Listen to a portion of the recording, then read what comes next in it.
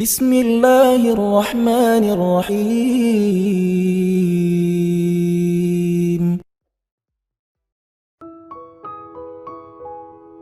Takdir kita adalah menjadi pemimpin. Baik pemimpin secara pribadi, personal, maupun pemimpin secara satu umat, yaitu umat Islam. Lalu pertanyaannya, bagaimana menjadi a true leader, menjadi pemimpin sejati di tengah-tengah masyarakat? Apakah kepemimpinan itu hanya sekedar sebuah jabatan? Apakah kepemimpinan itu hanya sebuah title atau sebutan atau panggilan?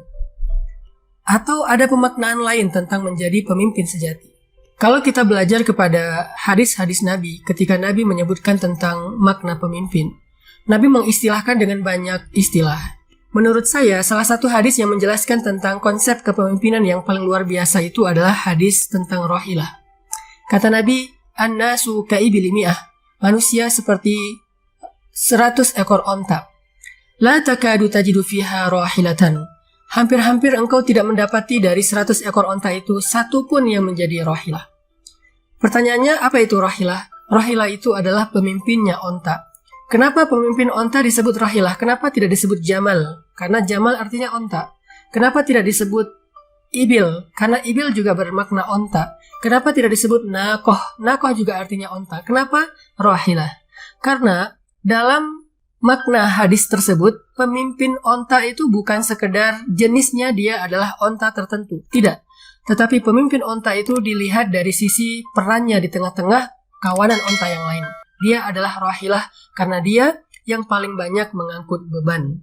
Dan karena dia yang paling tahu jalan untuk sampai ke tujuan.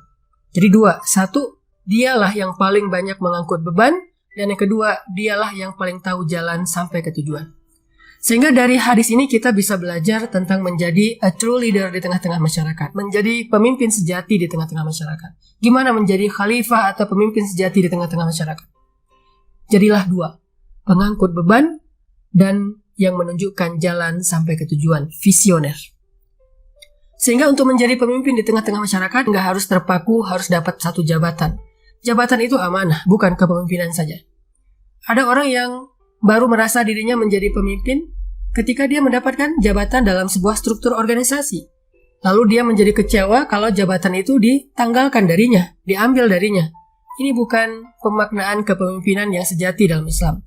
Pemimpin sejati adalah dia yang paling banyak mengangkat beban. Pemimpin sejati adalah yang paling tahu jalan untuk sampai ke tujuan dengan visi yang jelas. Angkatlah beban masyarakat. Mengangkat beban masyarakat juga bermakna menjadi orang yang paling bermanfaat untuk orang lain. Makanya Nabi mengatakan, khairun nas anfa'uhum linnas. Sebaik-baik manusia adalah yang paling banyak bermanfaat untuk orang lain. Saya memaknai dua hadis ini dengan kalimat, pemimpin itu adalah yang paling eksis. Bukan yang dapat jabatan, bukan yang dapat titel tertentu, bukan yang dapat panggilan tertentu, bukan yang disebutkan namanya di sebuah struktur organisasi tertentu. Tapi pemimpin sejati adalah yang paling eksis di tengah-tengah masyarakat. Arti yang paling eksis, dia yang paling besar pengaruhnya kepada masyarakat. Dia yang paling ditunggu, diharapkan, dan dibutuhkan oleh masyarakat. Sehingga kalau kita pengen jadi pemimpin sejati, coba tanya diri kita. Berapa banyak orang yang membutuhkan kita sehari-hari? Berapa banyak orang yang bergantung hidupnya kepada kita? Berapa banyak orang yang mengetuk pintu rumah kita, menelpon kita, ngejapri kita untuk minta tolong kepada kita? Semakin banyak orang yang membutuhkan kita dan bergantung kepada kita, berarti menunjukkan semakin besar kepemimpinan kita di tengah-tengah masyarakat. Kalau mau ngelihat dari sisi followers, cobalah kita lihat berapa banyak followers kita dari orang miskin. Berapa banyak orang susah nge-following kita. Berapa banyak orang yang sakit nge-following kita dalam tanda petik. Artinya dia nge-follow kita untuk meminta tolong dan meminta bantuan kepada kita. Itulah eksistensi, itulah kepemimpinan yang sebenarnya. Dan kita harus menjadi onta yang paling kuat mengangkut beban untuk menjadi pemimpin. Karena menjadi pemimpin kalau dia mengangkut beban paling ringan itu bukan pemimpin sejati. Pemimpin sejati justru yang mengangkut beban paling berat di antara yang lain. Yang paling besar pengorbanannya di antara yang lain. Kalau dia justru memaknai kepemimpinan itu adalah mendapatkan fasilitas lebih, mendapatkan reward lebih, mendapatkan pemuliaan dari orang lain, penghargaan dari orang lain, maka kepemimpinan bagi dia adalah fitnah. Tapi kalau dia memaknai kepemimpinan itu adalah menjadi orang yang siap berkorban lebih, mengangkut beban lebih, capek lebih, lelah lebih, letih perasaannya lebih, maka dia telah memahami makna kepemimpinan sejati. Kedua, Untuk menjadi pemimpin, pahamilah visi. Visi hidup kita sebagai hamba Allah dan visi hidup kita sebagai manusia di antara banyak manusia. Visi kita apa dalam hidup? Dan kita mengajak orang kepada visi yang sama, kepada visi yang baik. Kita sebagai sebuah bangsa, apa visi bangsa ini? Kita sebagai sebuah masyarakat, apa visi masyarakat ini? Kita sebagai umat Nabi Muhammad, apa visi umat ini? Kita sebagai seorang muslim, apa visi seorang muslim? Visi itulah yang akan menuntun kita untuk memimpin masyarakat kita. Kita tahu persis jalan menuju kepada tujuan atau visi kita. Karena kalau seorang pemimpin tidak tahu visinya dan tidak tahu jalan menuju visi itu, maka dia pasti akan dipimpin oleh orang yang lain. Pemimpin paham betul visinya dan paham betul jalan menuju kepada visi itu. As details, dia tahu jalan itu secara detail, step by step. Sehingga ketika orang kehilangan arah, mereka akan bertanya kepada dia jalan untuk kembali on the track. Ketika orang bingung, mereka akan bertanya kepada dia. Ini yang dicontohkan oleh para anbiya dalam risalah-risalah dakwah mereka. Renungkan kisah Nabi Musa yang memimpin masyarakatnya, penduduk Bani Israel di Mesir kepada sebuah visi. Apa? Visi pembebasan dan kemerdekaan. Dan Nabi Musa tahu betul step by stepnya, how to mendapatkan atau meraih visi itu.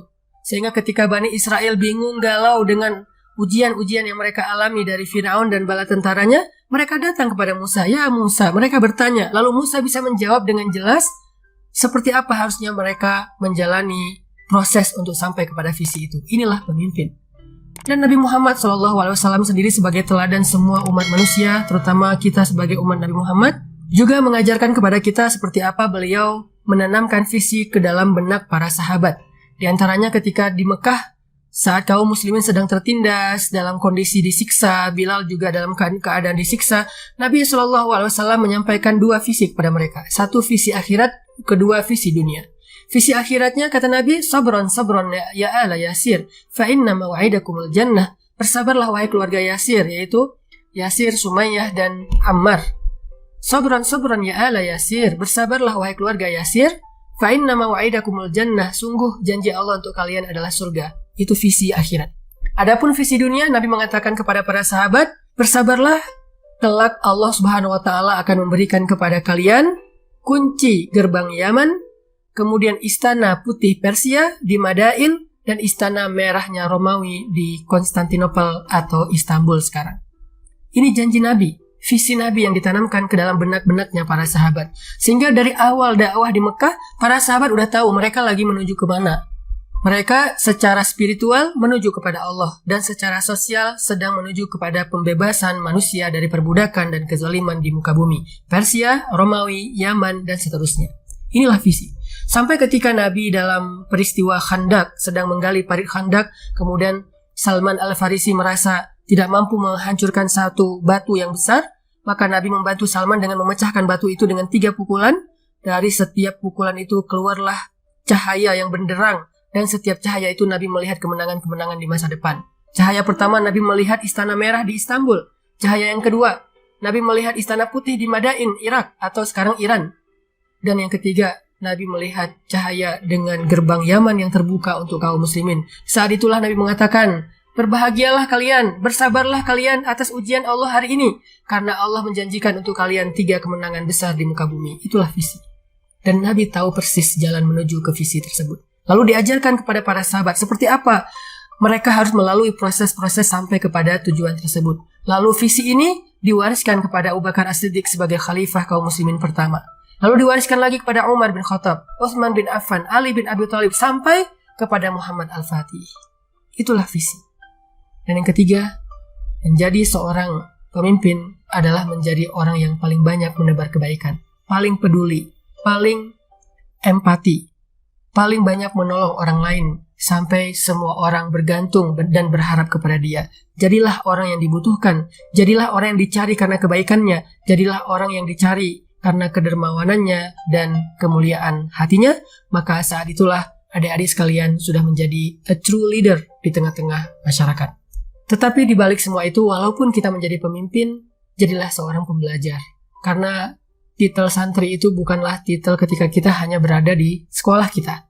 Tapi kita adalah santri seumur hidup, santri sampai mati. Kenapa? Karena sesungguhnya menuntut ilmu itu bukan sebatas 2 atau 3 tahun di dalam sebuah pendidikan formal. Tapi menuntut ilmu itu adalah perintah Allah kepada kaum muslimin sampai akhir hayat mereka. Jadilah seorang santri, jadilah seorang pembelajar. Belajar tidak harus hanya dengan di dalam kelas, belajarlah dari pengalaman hidup, belajarlah dari realitas rumit yang ada di masyarakat, belajarlah dari kesalahan kita, belajarlah dari masa lalu, dari sejarah, belajarlah dari semua tantangan-tantangan hidup, jadilah santri pembelajar. Maka dengan demikian kita akan terus bisa mengupgrade kapasitas kepemimpinan kita, karena kita adalah seorang fast learner, seorang pembelajar cepat yang selalu belajar dari setiap kondisi.